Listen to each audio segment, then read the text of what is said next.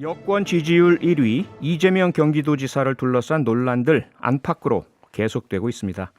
경기도의 전도민 재난지원금 지급 결정, 황교익 씨 경기관광공사 사장 내정 등을 두고 여권 주자들 간에도 신경전이 치열한데요.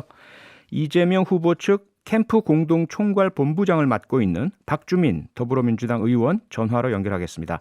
의원님 안녕하세요. 예, 안녕하십니까. 네. 무척 바쁘실 텐데요. 인터뷰 응해 주셔서 감사하고요. 광복절 연휴 동안 이재명 후보가 호남을 찾았죠? 네, 맞습니다. 네, 이낙연 후보도 역시 호남을 찾으셨는데요. 네. 여권 가장 유력 두 분의 후보가 호남을 찾고 계신다라는 건 여전히 역시 여권에서는 호남이 최대 승부처고 가장 중요하다. 이렇게 이해해도 됩니까?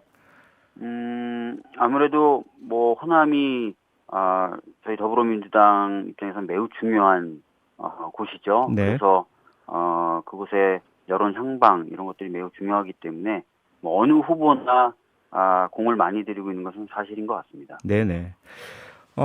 본격적으로 조금 논란거리에 대한 질문을 드리겠습니다. 최근 공방이 집중되고 있는 그 주제 중에 하나가 재난지원금이죠. 네네. 이재명 지사 측에서는 각 지방자치단체의 자율적 결정 사항이다. 이것이 바로 지방자치의 본 모습 아니냐. 그리고 특히 경기도민이 낸 세금으로 경기도민의 뜻에 따라서 경기도민께 드린다. 다른 지자체와 형평성 문제 논의할 대상이 아니다. 이렇게 이제 주로 말씀을 하고 계시는데요. 네. 다른 쪽에서는 대통령 후보 예비 후보로서 경기도지사직에 계시는 그런 지사 찬스를 쓴 것이다. 심지어 매표 행위다. 이런 강한 공격까지 나오고 있습니다. 어떻게 생각하십니까?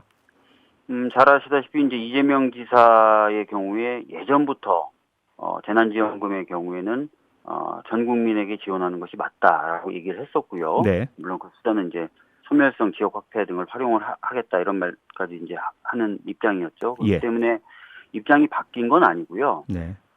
그리고 아시다시피 지방자치단체장으로서는 중앙정부 차원에서 하는 정책의 어떤 부족한 부분이라든지 또는 보완이 필요한 부분은 보완할 수 있습니다. 네. 사실 과거 박근혜 정부 시절에 지방자치단체가 자유롭게 복지정책을 설계하거나 집행하는 것을 막았기 때문에 많은 비판을 오히려 받지 않았습니까? 네. 그래서 이제 복지정책 측면에서 지방자치단체가 할 수 있는 일을 하는 것이다. 이렇게 봐주시면 좋을 것 같습니다. 네.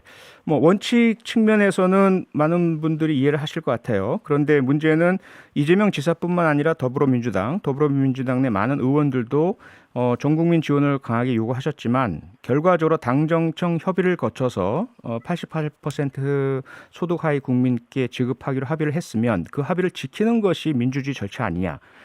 이재명 지사의 이러한 결정은 이러한 민주주의 절차를 위반한 것이다라는 주장에 대해서는 어떻게 생각하십니까?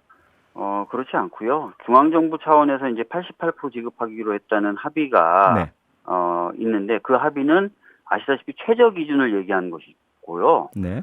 최고를 88%로 하자는 게 아닙니다. 그래서 아까 말씀드렸던 것처럼 각 지방자치단체가 본인들의 사정이라든지 또는 여러 가지 지역 주민들이 느끼는 상황 이런 것들에 맞춰서 개별적인 플러스 알파의 정책을 할 수 있고 또 해야 되는 게 맞는 것이거든요. 그래서 네네. 88%라는 합의를 어긴 것도 아니고요. 아까 말씀드렸던 대로 그게 최저안이기 때문에요. 거기에 더해서 플러스 알파 지자체로서의 역할을 한 것이다라는 말씀을 드리겠고 네. 실제로 3차 재난지원금을 선별로 지급을 했을 때도 예. 울산시 같은 경우도 자신의 재원을 이용해서 보편 지원을 했었습니다. 네. 그리고 현재도 전라북도라든지 부여라든지 울주라든지 이런 곳은 중앙에서 이제 지급하기로 하지 않았다 하더라도 자체 자원으로 도민들이나 또는 그 군민들에게 재난지원금 성격의 경제적 지원을 했었거든요. 예. 그럼 이런 것들이 다 어떻게 보면 매표행위냐 그런 게 아닌 것이죠. 네.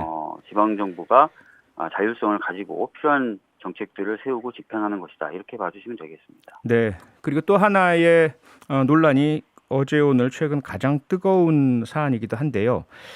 맛 칼럼니스트로 잘 알려져 있는 황교익 씨를 경기관광공사 사장으로 내정한 문제, 보은 인사다 또는 코드 인사다, 불공정 인사다라는 그런 비판과 논란이 상당히 뜨겁습니다. 박주민 의원께서는 어떻게 보고 계십니까?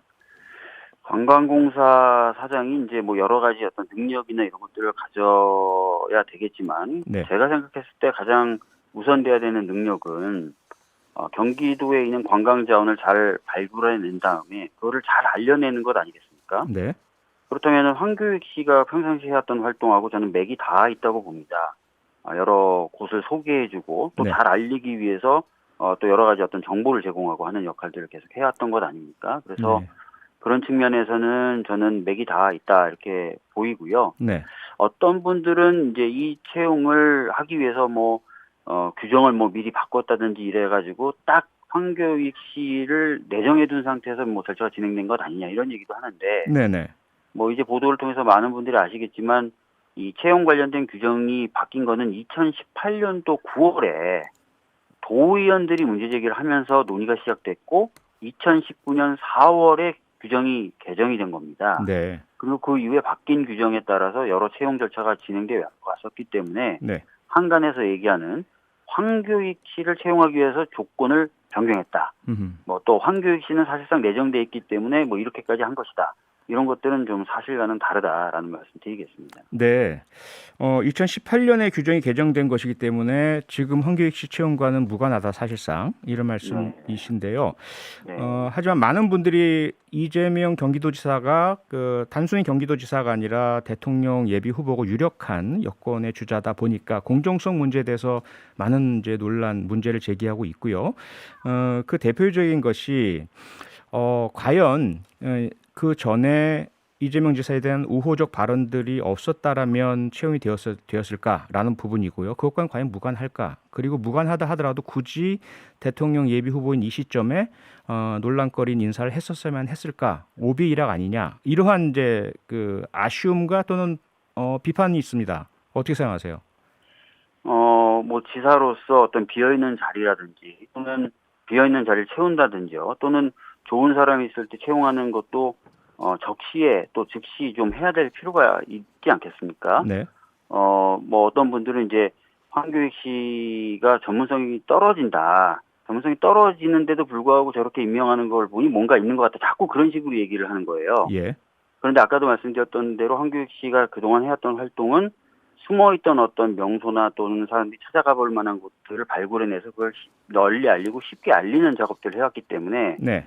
저는 관광공사 사장으로서의 어떤 그런 역할과 기능을 저는 기대해 볼 만하다고 생각을 하고요. 네네. 특히 뭐 이런 예를까지 들어야 될지 모르겠지만 과거 이명박 정부 시절에는 이제 독일 출신의 귀화 한국인인 이참 씨를 한국관광공사 사장에 임명을 했고 네. 박근혜 정부 때도 계속 자리를 지켰죠. 네.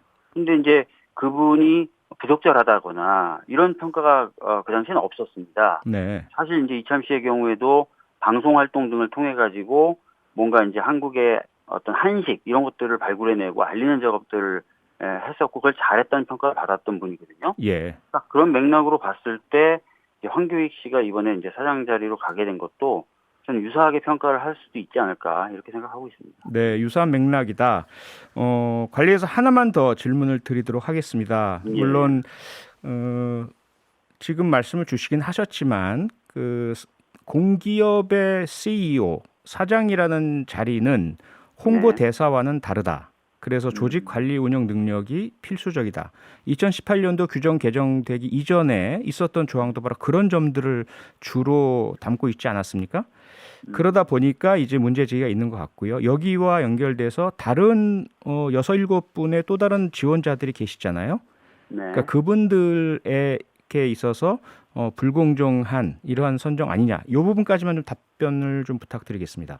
말씀하신 대로 이제 그 바뀐 규정에서 요구하는 다양한 다른 요소들도 있긴 있습니다. 그러나 이 열린 채용을 한다는 것 자체의 가장 핵심적인 문제의식은 기존의 이제 관료적 관점 또는 단순히 이제 어떤 조직을 운영하는 데 능한 사람을 뽑는다는 그런 관점, 여기서 좀 벗어나서 네. 색다른 좀 시각을 가지고 있고, 그래서 공직사회에 뭔가 새로운 활기를 불어넣을 수 있고, 해당되는 사업에 대해서 새로운 각도에서 검토를 할 수 있는 인물을 채용해보자라는 게 가장 핵심적인 문제의식이거든요. 네. 그렇기 때문에 이제 그런 것들이 굉장히 좀 중시돼서 이제 채용이 됐다. 이렇게 보시면 될 것 같고요. 예. 아까도 말씀드렸지만 2020년 12월 31일 날 앞으로 전직 사장이 사직을 했어요. 그러면 네. 이제 공석이 된 지가 꽤 오래됐기 때문에 계속해서 이렇게 비워두는 것이 과연 맞을까라는 판단도 같이 했었다라는 점도 고려해 주셨으면 좋겠습니다. 네, 뭐 결과적으로는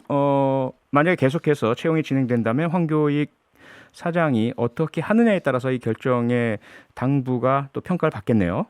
네, 잘 하시리라고 기대합니다. 알겠습니다. 네, 더불어민주당 그 당내 경선 문제로 조금 가서 말씀을 드리자면 더불어민주당 내에 예비 후보들 간의 공방이 너무 지나치다. 네거티브의 난무 이런 비판들이 있으면서 원팀 협약식이 있었죠. 그리고 이재명 후보 측에서는 승복 선언을 우리 다 함께 하자라는 제안을 하기까지 했고요. 네. 그런데 그 이후에도 사실 외부에서 볼 때는 네거티브성의 그런 공방이 이어지고 있는 아슬아슬한 신경전이 보이고 있거든요. 현재 상황 어떻게 보고 계십니까? 말씀하신 대로 이제 경선이 과열되다 보니까요. 네. 검증과 네거티브의 경계를 이제 좀 왔다 갔다 하는 그런 서로 간의 어떤 날선 공방이 좀 있었고요. 그래서 원팀 협약을 했습니다. 하고 또 좀 그런 문제들이 좀 있어서 이번에는 이제 어떤 캠프 쪽에서 약간 경선 결과에 또 특히 이제 불복할 수도 있을 것 같은 뉘앙스의 이제 발언이 나와서 네. 절대 그런 일은 있을 수 없다라고 해서 이제 방금 말씀하셨던 경선 결과에 대해서 우리가 당연히 승복하는 건데 그런 것들 좀 더 명확하게 천명하자라는 것까지 왔어요. 예. 근데 제가 느끼기에는 이제는 어느 캠프나 다 알고 있는 것 같습니다.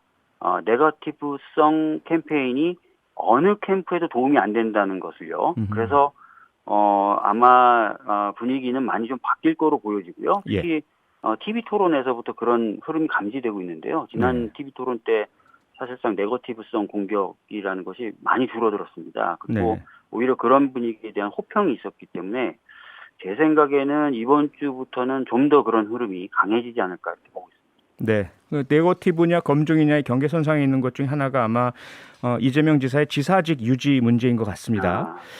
과연 도지사직의 유지가 도민에 대한 의무냐 아니면 도청을 선거 캠프로 이용하는 그런 지사 찬스냐 이 부분일 것 같고요. 또 하나는 과연 언제까지 그러면 도지사 같은 경우는 직을 유지하는 것이 맞느냐에 대한 부분일 텐데요. 짧게 마지막으로 이 문제에 대한 답 좀 부탁드리겠습니다. 예, 지사직도 국민에 의해서 선택받은 그런 자리입니다. 책임이 굉장히 무겁고요. 특히 코로나19 상황이 굉장히 심각한 상황이기 때문에 공백이 있어서는 안 됩니다. 그래서 헌법과 법률이 허용하는 범위 내에서는 최대한 지사직을 수행하는 것이 맞다고 보고요. 네. 이 지사직을 병행해서 수행하는 것 자체가 선거 캠페인에는 크게 도움이 안 됩니다. 지사가 지방을 순회하거나 하는 일정 잡기도 굉장히 어렵고요. 네.